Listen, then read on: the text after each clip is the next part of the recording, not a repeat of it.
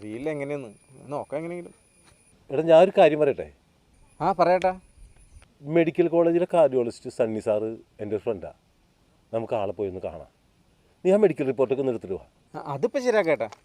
എടാ ഇനിയിപ്പോൾ സമയം കളയണ്ട, വേഗം സണ്ണി സാറിനെ കാണാൻ പോവാം. പ്രതാപ്, ഇതിൽ 2 ബ്ലോക്ക് ഉണ്ടല്ലോ. പേഷ്യൻ്റ് ആരാണ്? അത് സാറേ, അത് എൻ്റെ അമ്മാവനാ.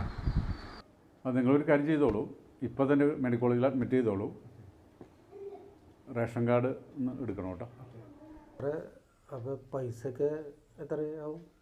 അതിപ്പോൾ 10,000 രൂപ താഴെ വരുന്നുള്ളൂ. ആശ്വാസമായി സാറേ, പൈസയില്ലാതെ ആകെ വിഷമിച്ചിരിക്കുന്നു.